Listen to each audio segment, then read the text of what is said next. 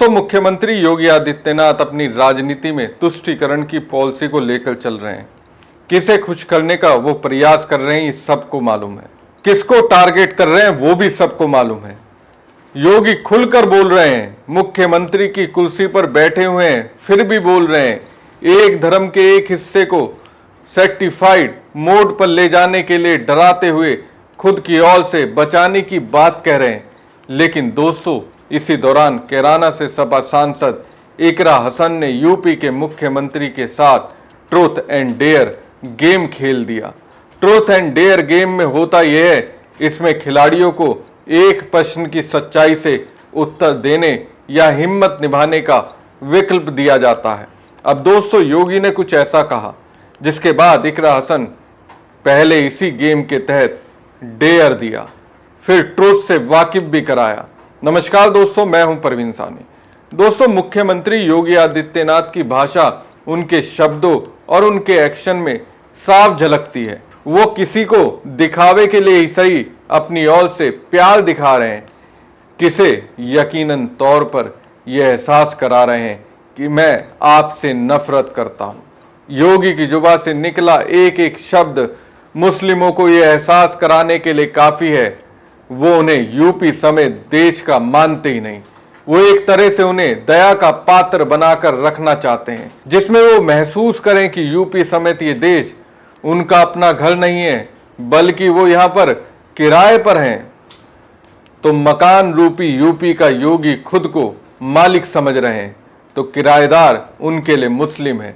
ये दोस्तों सीएम योगी के शब्द नहीं, लेकिन जो शब्द मुस्लिमों को लेकर उनके निकलते हैं, उससे तो मुझे ऐसा ही लगता है। मेरे कई मुस्लिम मित्रों का यही लगता है कि यूपी के मुख्यमंत्री योगी आदित्यनाथ करीब 30 करोड़ मुसलमानों को देश का मानते ही नहीं है। अगर वो देश का उन्हें मानते तो भाषाई स्तर पर वो इतने कठोर नहीं होते। चलिए दोस्तों, सीएम योगी का एक बयान आपको सुनाते हैं और उस बयान के बाद ही कैराना से सपा सांसद इकरा हसन सीएम योगी के साथ ट्रूथ एंड डेयर गेम खेलने लगी। आपने देखा होगा 500 वर्षों का इंतजार समाप्त करके अयोध्या में भगवान राम का भव्य मंदिर का निर्माण हो गया। लोगों को गलतफहमी थी कि ये कैसे होगा। तब भी हर सनातन धर्मावलंबी एक ही बात कहता था, रामलला हम आएंगे, मंदिर वहीं बनाएंगे। बन गया ना मंदिर, रामलला विराजमान हो गए। अयोध्या दुनिया की सबसे सुंदरतम पर्यटन नगरी के रूप में स्थापित हो रही है। और अभी 19 अक्टूबर को दीपोत्सव का भव्य आयोजन इस बार फिर से अयोध्या में होने जा रहा है। उसकी तैयारी के लिए आप भी घर घर में दीपक जलाइए। ये नए भारत का दर्शन कराता है हमें। भारतीय संस्कृति जितनी समृद्ध होगी, भारत जितना मजबूत होगा, लोक कल्याण का और वैश्विक कल्याण का मार्ग उतना ही सशक्त होगा। आज प्रधानमंत्री मोदी जी के नेतृत्व में ये नया भारत दुनिया को यही संदेश दे रहा है। लेकिन कुछ लोग हैं जिनको शांति अच्छी नहीं लगती, कल्याण अच्छा नहीं लगता। जब भी कोई हिंदू पर्व और त्योहार आता है, उनको गर्मी आने लगती है और उनकी गर्मी को शांत करने के लिए हमें पेंटिंग का सहारा लेना पड़ता है। बहनों और भाइयों, आपने देखा होगा महापुरुष किसी भी परंपरा में हो, उनका सम्मान होना चाहिए। आस्था अंतःकरण का विषय है, प्रदर्शन का विषय नहीं हो सकता। जिसकी जो आस्था है, अपनी आस्था के अनुसार अपने कार्यक्रमों को संपन्न करे, किसी को आपत्ति नहीं होगी। लेकिन आस्था के नाम पर तोड़फोड़ करोगे, आस्था के नाम पर आगजनी करोगे, आस्था के नाम पर राह चलते हुए नागरिकों पर हमला करोगे, बेटियों का जीना हराम करोगे और व्यापारियों के प्रतिष्ठानों पे आगजनी करोगे, पुलिस पर हमला करोगे, तो छेड़ोगे तो फिर छोड़ेंगे भी नहीं, और एक बार छोड़ेंगे नहीं तो फिर छूटोगे भी कभी नहीं। पता नहीं दोस्तों, योगी आदित्यनाथ की स्क्रिप्ट कौन लिखता है? कोई तो जरूर लिखता होगा, लेकिन इस स्क्रिप्ट में कुछ ऐसे शब्द हैं जिसे मैं दावा के साथ कह सकता हूं इसे खुद सीएम योगी आदित्यनाथ लेकर आए होंगे। डेंटिंग पेंटिंग, गर्मी उतार देंगे, छेड़ोगे तो छोड़ेंगे नहीं, ये सब किसे कह रहे हैं? भाजपाई भक्त अक्सर योगी की गर्म भाषा का बचाव करते हुए ये दिखते हैं कि सीएम योगी ऐसे शब्दों का इस्तेमाल उत्पातियों के लिए कर रहे हैं, लेकिन उत्पातियों का अगर जिक्र कर कर टारगेट कर रहे हैं तो तुलना में एक खास वर्ग की ओर क्यों इशारा करने लगते हैं? इस तरीके का जवाब भाजपाइयों से करेंगे तो वो दाएं बाएं कर कर बचते बचाते निकलने की फिराक में दिखेंगे। अब दोस्तों, योगी ने तो ये कह दिया, उनकी ये डेंटिंग पेंटिंग वाली बात जब इकरा हसन के पास पहुंची तो उन्होंने योगी को जबरदस्त तरीके से चुनौती दी, साथ में सच्चाई से वाकिफ करवाया, ये बता दिया आपकी राजनीति जिस रास्ते पर जा रही है उससे दूरियां कुछ इस तरह से बढ़ेंगी जिसका नुकसान देश को होगा। कैराना सांसद इकरा हसन सीएम योगी को चुनौती देते हुए कहती हैं, ऐसे पद पर रहना जिसमें आपको संविधान के जरिए आपका दायित्व निभाना होता है। आप हर मजहब, हर जात, हर भाषा, हर कल्चर का सम्मान करें। ऐसे संवैधानिक पद पर रहते हुए सीएम योगी ने जिस भाषा डेंटिंग पेंटिंग का इस्तेमाल किया, मैं कहती हूं करके दिखाइए आप। यह देश अंतरिक्ष में नहीं है, दुनिया का हिस्सा है। यहाँ ऐसे नहीं चलेगा। जो सरकार हमारी केंद्र में है वो किस तरीके से अपने आप को, जब उसे दूसरे देशों जिसमें मिडल ईस्ट समेत अन्य देश है जहां उनको जाना होता है, वो अपने आप का दिखावा करती है, यही हम सबके सामने है। ये प्रदेश में जरूर कर सकती है, लेकिन देश के स्तर पर ऐसा कभी नहीं हो सकता।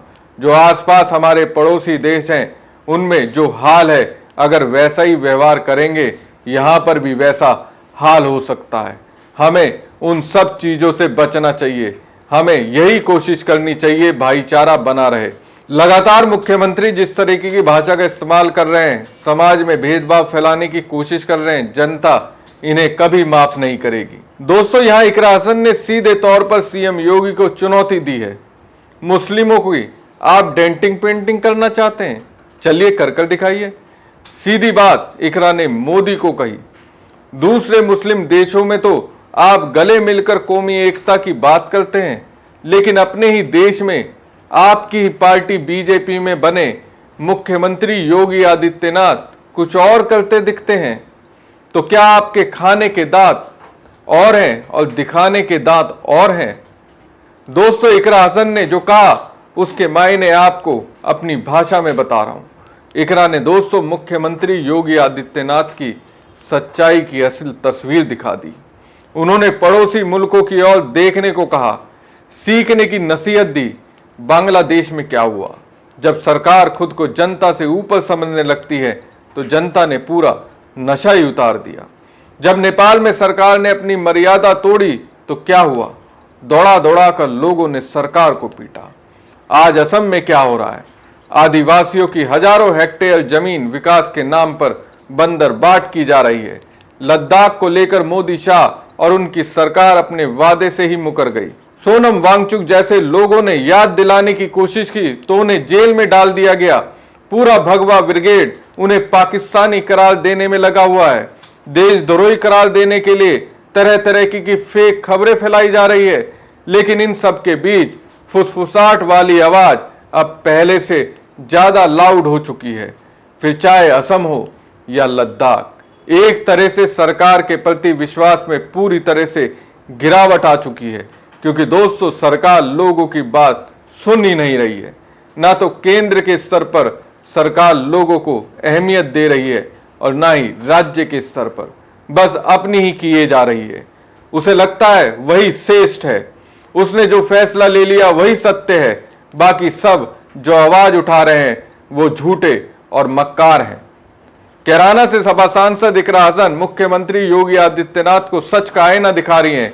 जिस रास्ते पर यूपी की सरकार इस वक्त चल रही है, जिस तरह से एक धर्म के लोगों को टारगेट सुनियोजित तरीके से किया जा रहा है, उससे कहीं ना कहीं उनके धर्म से नाता रखने वाले लोगों के अंदर इस सरकार के खिलाफ गुस्सा पहले से ज्यादा बढ़ा है।